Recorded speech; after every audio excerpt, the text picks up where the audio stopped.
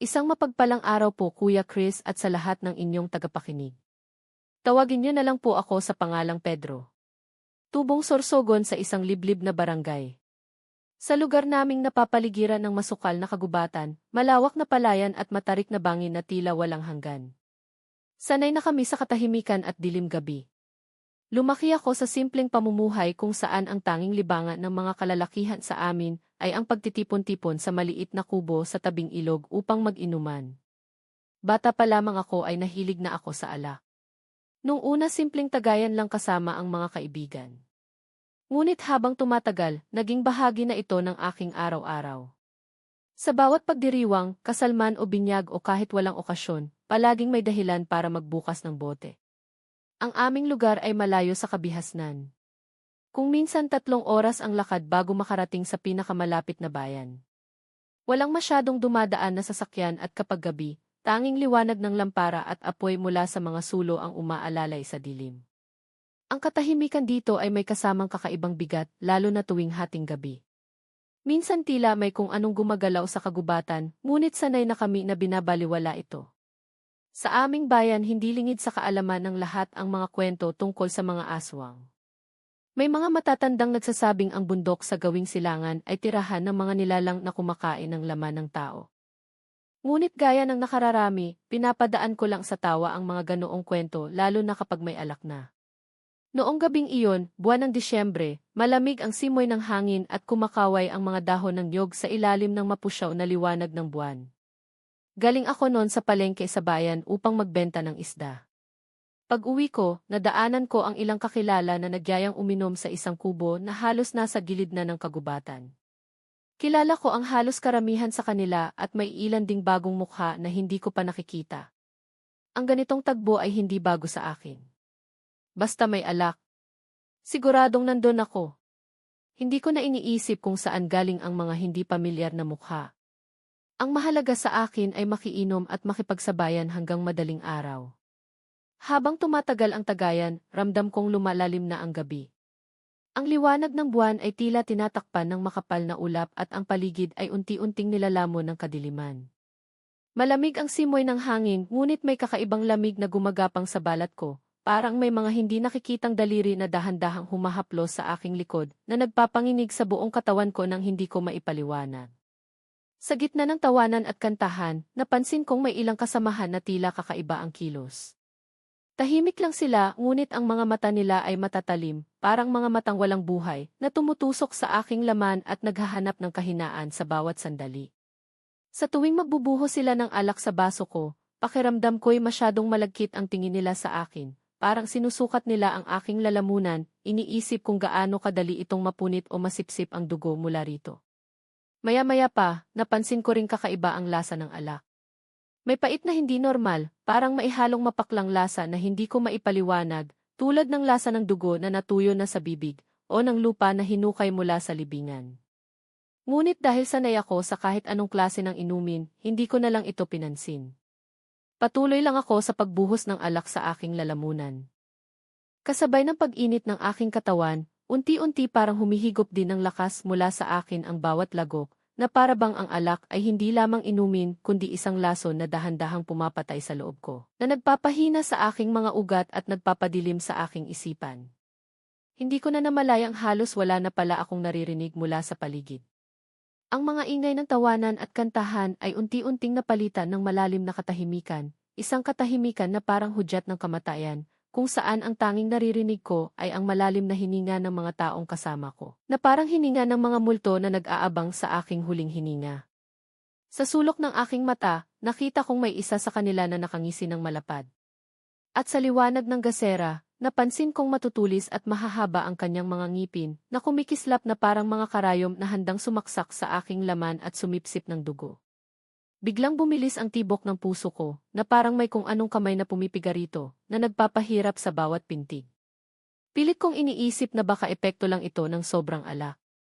Subalit sa kaibuturan ng isip ko, may boses na nagsasabing hindi ito normal, isang boses na parang bulong mula sa libingan, na nagpapahiwatig ng kapahamakan. Muli kong inikot ang paningin ko sa mga kasama ko at doon ko napansin ang mas nakakatakot na bagay. Ang balat ng isa sa kanila ay tila kumikintab at pumupusyaw, para bang hindi na ito balat ng isang tao, kundi isang manipis na saplot na madaling mapunit upang ipakita ang totoong anyo sa ilalim. Isang anyo na puno ng kaliskis at sugat na hindi gumagaling. Sa sandaling iyon, naalala ko ang mga kwento ng matatanda tungkol sa mga aswang na sumasama sa mga inuman sa liblib na lugar. Sila'y magpapakabait sa umpisa, makikisama at hihintayin ang oras kung kailan lasing na ang kanilang biktima para dalhin sa kung saan at patayin, na para bang ang inuman ay isang bitag na puno ng kamatayan, kung saan ang alak ay pain para sa mga gutom na nilalang. Hindi ko alam kung matatawa ba ako sa naiisip ko o manghihilakbot, ngunit ang takot ay parang isang ahas na gumagapang sa aking gulugod na nagpapanginig sa bawat buto ko. Pero ramdam ko sa aking katawan na may masama silang balak, isang balak na hindi lamang magnakaw ng alak kundi ng buhay mismo. Habang nilalabanan ko ang hilo at bigat ng talukap ng aking mata, naramdaman kong halos wala na akong lakas, na para bang ang alak ay hindi lamang nagpapahina kundi nagpapahigop din ng aking dugo mula sa loob. Nakahandusay ako sa malamig na sahig ng kubo. Hingal at basang-basa ng pawis. Ramdam ko pa rin ang bigat ng gabi, isang presensyang tila bumabalot sa buong paligid, na parang ang dilim mismo ay buhay at nag-aabang. Ang mga aswang ay naglaho na sa isang iglap matapos marinig ang malakas na sigaw mula sa labas. Ngunit hindi yun nakapagbigay ng ginhawa sa akin. Bagkus ay mas lalo pa akong kinilabutan sapagkat hindi ko alam kung ang sigaw bang iyon ay galing sa tao o isa pang nilalang na mas nakakatakot pa sa kanila. Isang nilalang na may tinig na parang galing sa ilalim ng lupa. Puno ng galit na walang hanggan. Mabigat ang aking ulo at nanginginig pa rin ang aking mga kamay. Pinilit kong igapang ang sarili ko palapit sa maliit na bintana. Sa labas, madilim ang kagubatan, isang dilim na parang walang katapusan, kung saan ang mga puno ay parang mga higante na nag-aabang sa aking paglabas. Tanging manipis na sinag ng buwan ang nagbibigay liwanag sa mga dahon ng kawayan at punong niyog, ngunit ang liwanag na iyon ay parang mapanlin lang na nagpapahiwatig ng mas malalim na anino sa likod. Wala akong makita kung sino ang sumigaw. Ang katahimikan ay muling bumalik ngunit hindi iyon ordinaryong katahimikan. Parang lahat ng hayop sa paligid ay natahimik, na para bang ang buong kalikasan ay natatakot din, at ang hangin ay may bulong na hindi ko maintindihan. Sa ganitong katahimikan, alam kong may mabigat na mangyayari, isang bagay na hindi ko makontrol, na parang ang gabi mismo ay naghahanda ng isang kapahamakan. Pinilit kong makatayo. Masakit ang aking tuhod at pakiramdam ko'y mababali ang aking likod sa bawat galaw, na para bang ang katawan ko ay puno ng mga sugat na hindi nakikita. Habang dahan-dahan akong umaangat mula sahig, napansin kong halos wala na akong naririnig sa paligid, maliban sa aking sariling hininga na mabigat at hindi regular. Naiwan sa gitna ng mesa ang maliit na tapayan na nakita ko kanina. Nakasara ito gamit ang itim na tela na may kakaibang buhol, na parang buhol na hindi gawa ng kamay ng tao, kundi ng isang sumpa. Kahit anong takot ang nararamdaman ko, may kung anong pumipilit sa akin na lapitan ito, isang puwersa na parang magnet na humihila sa aking kaluluwa.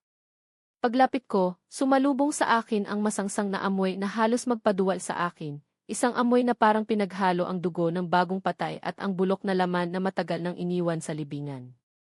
Hindi ko tinanggal ang takip pero mula sa ilalim nito, may mainit-init na singaw na lumalabas, at naririnig ko ang mahihinang gulong na parang galing sa ilalim ng tubig, na para bang may buhay sa loob na naghihintay na makawala. Napaatras ako at halos madapa sapagkat alam kong hindi yun basta-bastang bagay. Sa mga kwento ng matatanda, ang ganitong uri ng sisidlan ay ginagamit ng mga aswang upang itago ang dugo o laman ng kanilang mga biktima, at kung minsan ang bahagi ng ritual para palakasin ang kanilang kapangyarihan, na parang ang tapayan ay isang portal sa impyerno mismo. Bumalik ang takot sa dibdib ko. Kung hindi ako makakaalis dito, baka bumalik sila para tapusin ang kanilang sinimulan, na para bang ang gabi ay hindi pa tapos sa akin. Tumalikod ako at tinungo ang pintuan. Subalit napahinto ako nang maramdaman kong may malamig na hininga sa batok ko, isang hininga na parang galing sa libingan na nagpapalamig sa aking dugo. Mabagal ako bago lumingon, at doon ko nakita sa kanto ng kubo may pares ng pulang mata na nakatitig sa akin, mga matang walang buhay, na naglalagablab na parang apoy mula sa impyerno. Hindi ko alam kung siya ba ang isa sa mga aswang na umalis kanina, o isa na namang nilalang na mas nakakatakot pa. Mabigat ang kanyang paghinga at sa bawat iglap ng liwanag mula sa lampara, unti-unti kong nakikita ang kanyang mukha, na balot ng anino, ngunit ang hugis ng kanyang bibig ay masyadong mahaba. Puno ng matutulis na ngipin na kumikislap na parang mga karayom na handang sumaksak. Bumilis ang tibok ng puso ko na parang ito ay susunod na lalabas sa aking dibdib. Bago ko pa man makita ng malinaw ang kanyang mukha, tinakpan niya ako ng makapal na kumot at hinila palayo mula sa tubig. Habang tumatakbo kami papasok sa kagubatan, naririnig ko ang ingay ng mga aswang sa kabilang pampang. Galit at patuloy na naghahalughog. Ang iba sa kanila ay sumisigaw ng matinis, samantalang may ilan na parang humuhuni ng mababang boses. Isang tunog na nagdudulot ng kakaibang bigat sa dibdib ko, na parang ang tunog ay pumapasok sa aking utak at nagpapahirap sa bawat isip. Ngunit kahit anong lakas ng sigaw nila, hindi na sila tumawid sa ilog, na para bang ang ilog ay isang hadlang na puno ng sumpa. Makalipas ang ilang minuto ng mabilis na pagtakbo, nakarating kami sa isang lumang kubo na may pader na gawa sa pinagpatong-patong na kawayan at bubong na puno ng dahon ng nipa. Sa loob may matapang na amoy ng mga tuyong dahon at halamang gamot na parang ang amoy ay isang proteksyon laban sa dilim sa labas. Doon lang ako nakahinga ng maluwag. Bagaman nanginginig pa rin ang buong katawan ko na parang ang takot ay nananatili sa aking mga ugat. Nagsalita ang lalaki. Mababa at matatag ang tinig. Ngunit kahit hindi ko na ulitin ang eksaktong sinabi niya, malinaw sa akin ang mensahe. Alam niya ang tungkol sa mga nilalang na humahabol sa akin at alam din niya kung paano ko sila maiiwasan na parang siya ay isang tagapagligtas na galing sa mga kwento ng matatanda. Sa kanyang mga mata, nabasa ko ang babala. Huwag na huwag akong babalik sa kubong iyon at huwag na huwag din akong makikiinom o makikisalamuhan ng inuman sa mga hindi ko kilala sa aming lugar. Sapagkat hindi lahat ng humingiti sa iyo ay tao, at ang ilan sa kanila ay naghihintay lamang na ikaw ay maging biktima nila. Kinabukasan, nang magbalik ang liwanag ng araw, nakabalik ako sa aming baryo. Tahimik akong umuwi. Walang sinabihan ng buong nangyari. Ngunit mula noon tuwing gabi, naririnig ko pa rin sa malayo ang mga huni at sigaw mula sa kagubatan. Paalala na hindi lahat ng inuman ay para sa kasayahan at minsan ang alak ay pain para sa mga nilalang na gutom sa laman ng tao. Sa paglipas ng mga araw, ang karanasan na iyon ay nanatili sa aking isipan tulad ng isang sumpa na hindi nawawala.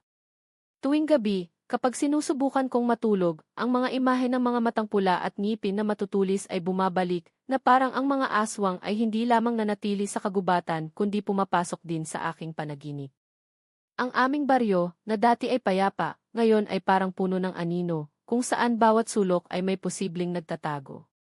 Hindi ko na muling nakita ang mga bagong mukha na kasama ko sa inuman, ngunit ang kanilang amoy, ang amoy ng bulok na karne at dugo, ay nananatili sa aking ilong tuwing sumisingaw ang hangin mula sa kagubatan. Isang gabi, habang nag-iisa ako sa aking kubo, narinig ko ang mahinang katok sa pinto. Ang katok ay hindi normal, ito ay parang mga kuko na kumakamot sa kahoy, na nagpapanginig sa aking buong katawan.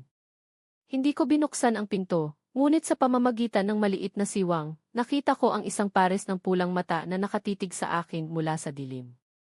Ang mga mata na iyon ay puno ng gutom, isang gutom na hindi para sa pagkain kundi para sa buhay mismo. Mula noon, nagsimulang magbago ang aking buhay.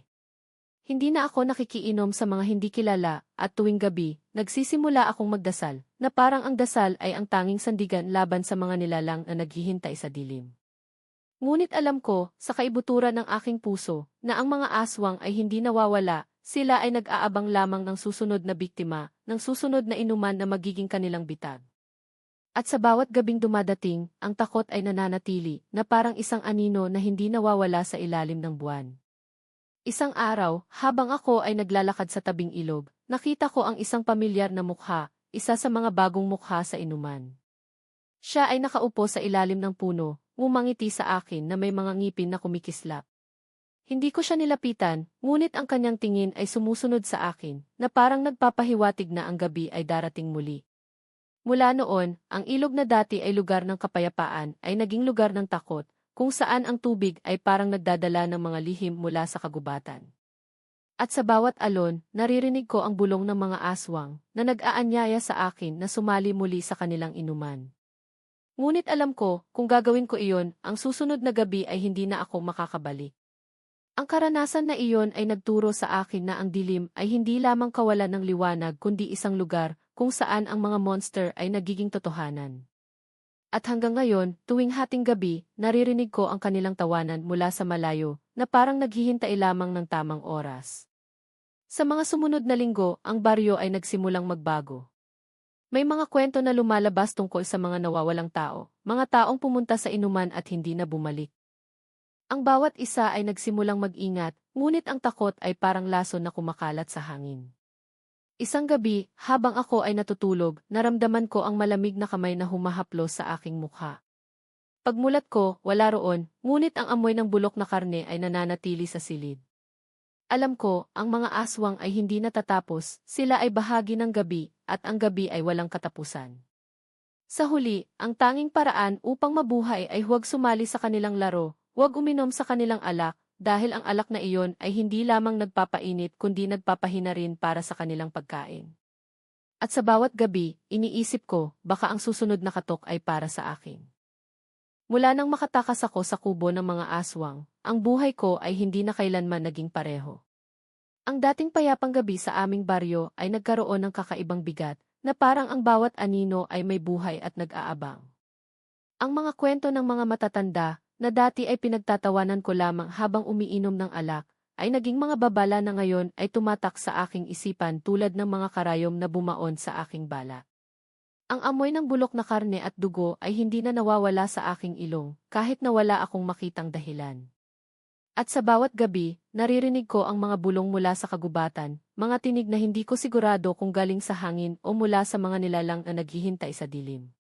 Isang umaga, habang ako ay naghahanda upang pumunta sa ilog para mangisda, napansin ko ang isang kakaibang bagay sa aming bakuran. May mga bakas ng paa sa lupa, hindi tuloy-tuloy, ngunit parang mga yapak ng isang nilalang na hindi naglalakad kundi lumulutang, na ang bawat hakbang ay masyadong magaan para sa isang tao.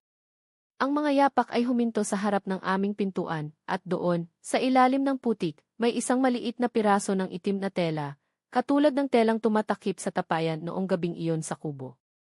Kinilabutan ako at agad kong itinago ang tela sa ilalim ng isang bato, na para bang ang pagtatago nito ay magpapalayo sa anumang sumpa na dala nito. Nang araw na iyon, habang nasa ilog ako kasama ang aking panganay na apo na si Luis, napansin ko na hindi siya kasing saya ng dati. Si Luis, na dating madaldal at puno ng kwento habang nangingisda kami, ay tahimik lamang, nakatingin sa malayong bahagi ng ilog kung saan ang mga puno ay mas makapal at ang mga anino ay mas madilim. Tinanong ko siya kung ano ang problema, ngunit umiling lamang siya at sinabing may narinig siyang kakaibang tunog kagabi mula sa kagubatan, isang tunog na parang iyak ng sanggol, ngunit masyadong malalim at hindi natural. Naalala ko agad ang mga kwento ng matatanda tungkol sa mga aswang na gumagamit ng ganoong tunog bilang pain upang ilabas ang mga biktima mula sa kanilang mga bahay. Noy, hindi ba't sinabi mo noon na ang mga aswang ay nagpapanggap lang bilang tao? Tanong ni Luis, na ang boses ay may bahid ng takot. Kung totoo yun, paano natin malalaman kung sino ang tunay na tao at sino ang hindi? Hindi ko agad nasagot ang tanong niya. Sa totoo lang, ang tanong na iyon ay siya ring nagpapahirap sa akin mula nang makatakas ako sa kubo. Ang mga ngiti ng mga estranghero, ang mga tingi na masyadong matagal, ang mga boses na parang may nakatagong galit, lahat ng iyon ay naging mga senyales na ngayon ay hinintay ko sa bawat pagkakataon. Sinabi ko kay Luis na maging maingat, na huwag basta-basta magtiwala, at palaging makinig sa kanyang kutob. Ngunit habang sinasabi ko iyon, ramdam ko ang bigat ng aking sariling takot, na parang ang mga salita ko ay hindi sapat upang protektahan siya. Nang gabing iyon, habang kami ay naghahapunan, napansin ko na ang aking asawa ay hindi mapakali. Siya, nakaraniwang kalmado at puno ng payo, ay madalas na napapatingin sa bintana, na parang maihinintay o kinatatakutan. Tinanong ko siya kung ano ang problema, at pagkatapos ng mahabang katahimikan, inamin niya na nakita niya ang isang estranghero sa palengke noong umaga. Ang lalaki ay nagbebenta ng karne, katulad ng lalaking nakasalubong ko noon, at ang kanyang mga mata ay may kakaibang kislap, hindi tulad ng mata ng tao, kundi parang mata ng hayop na nag-aabang sa dilim. Sinabi niya rin na ang karne ay may amoy na hindi maipaliwanag, katulad ng amoy sa tapayan noong gabing iyon. Pedro, hindi natin dapat baliwalain ito, sabi ng aking asawa, na ang boses ay puno ng pangamba. Kung ang lalaking iyon ay bumalik, kailangan nating maging handa. Hindi lang para sa atin, kundi para sa buong baryo. Kinaumagahan, nagpa siya kaming magpatawag ng pulong sa baryo. Ikinuwento ko ang aking karanasan sa kubo, kahit na nahihiya ako dahil alam ko na marami ang magdududa. Ngunit kailangan nilang malaman ang panganib. Ang mga matatanda sa baryo ay tahimik habang nagsasalita ako, ngunit ang kanilang mga mata ay puno ng pag-aalala. Ang isa sa kanila, si Mang Tasyo, nakilala sa kanyang kaalaman sa mga lumang kwento, ay tumayo at nagbigay ng babala. Ang mga aswang ay hindi lamang mga nilalang na nagpapanggap, sabi niya. Sila ay mga espiritu ng dilim, mga nilalang na nabubuhay sa ating mga kasalanan at kahinaan. Ang alak, ang kasayahan, ang pagpapabaya, iyan ang kanilang mga pintuan upang makapasok sa ating buhay. Kung gusto ninyong maprotektahan ang baryo, kailangan ninyong magkaisa at maging mapagmatsyag. Sinang-ayunan ng lahat ang kanyang sinabi, at nagpasya kaming maglagay ng mga palatandaan ng proteksyon sa paligid ng baryo. Inilagay namin ang mga sanga ng bawang at asin sa mga pintuan, at ang mga matatanda ay nagdasal ng mga orasyon na sinasabing nakakapigil sa mga aswang. Ngunit habang ginagawa namin ito, ramdam ko ang isang kakaibang presensya sa hangin, na parang may mga mata na nakamasid mula sa kagubatan, nag-aabang ng pagkakamali.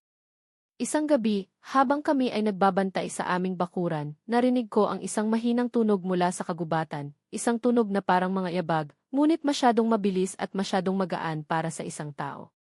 Hinintay ko ang tunog na iyon, hawak ang aking itak na hinasa ko noong umaga. Ang aking mga anak at apo ay nasa loob ng bahay, nag-aabang rin habang ang aking asawa ay nagdadasal ng mahina sa sulok. Ang tunog ay lumakas, at sa isang iglap, nakita ko ang isang anino na gumagalaw sa pagitan ng mga puno, matangkad, payat, at may mga mata na kumikislap sa dilim. Hindi ko alam kung ito ang parehong nilalang mula sa kubo, ngunit ang pakiramdam ng takot ay pareho, isang takot na parang may pumipigas sa aking dibdib, na nagpapahirap sa bawat hininga. Hinintay ko itong lumapit, ngunit bigla itong nawala, na parabang nilamon ng dilim. Ngunit ang katahimikan na sumunod ay mas nakakatakot dahil alam ko na hindi ito ang katapusan. Kinabukasan, isang kakilala mula sa kabilang baryo ang dumating at nagkwento ng isang kakaibang pangyayari. May isang lalaki raw na nawala pagkatapos uminom sa isang kubo malapit sa ilog. Ang kubo ay pareho ng kubo kung saan ako halos nagkagutay-gutay. Ang balita ay kumalat tulad ng apoy sa buong baryo at ang takot ay lalong lumakas. Ngunit sa halip na magtago, nagpasya kaming harapin ang panganib.